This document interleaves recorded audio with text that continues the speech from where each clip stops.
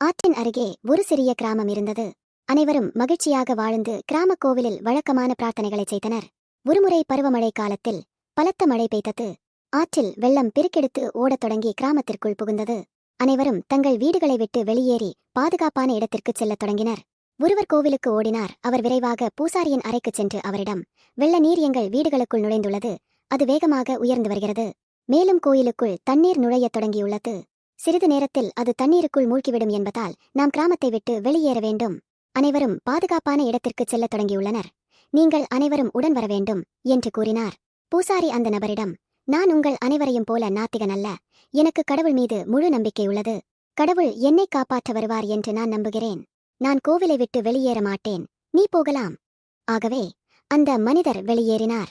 விரைவில் நீர்மட்டம் உயரத் தொடங்கி இடுப்பு உயரத்தை எட்டியது. பாதிரியார் மேசையின் மீது ஏறினார். சில நிமிடங்களுக்குப் பிறகு படகில் வந்த ஒருவர் பூசாரியை மீட்க வந்தார். அவர் பூசாரியிடம், நீங்கள் இன்னும் கோயிலுக்குள் இருக்கிறீர்கள் என்று கிராமவாசிகளால் என்னிடம் கூறப்பட்டது. எனவே நான் உங்களை காப்பாற்ற வந்துள்ளேன். தயவு செய்து படகில் ஏறவும் என்று கூறினார். ஆனால் பூசாரி மீண்டும் அதே காரணத்தை கூறி வெளியேற மறுத்துவிட்டார். எனவே படகோட்டி புறப்பட்டுச் சென்றார். தண்ணீர் தொடர்ந்து உயர்ந்து கூரையை அடைந்தது. எனவே பூசாரி கோயிலின் உச்சிக்கு ஏறினார். தன்னை காப்பாற்றுமாறு கடவுளிடம் தொடர்ந்து பிரார்த்தனை செய்தார். விரைவில் ஹெலிகாப்டர் வந்தது. அவர்கள் பாதிரியாரிடம் கயிறு ஏணியில் இறங்கி ஹெலிகாப்டரில் ஏறி உள்ளே செல்லுமாறு கூறினர். இதனால் அவர்கள் அவரை பாதுகாப்பான இடத்திற்கு அழைத்துச் செல்ல முடியும். ஆனால் பூசாரி மீண்டும் அதே காரணத்தை கூறி வெளியேற மறுத்துவிட்டார். எனவே ஹெலிகாப்டர் மற்றவர்களை தேடுவதற்கும் உதவுவதற்கும் புறப்பட்டது.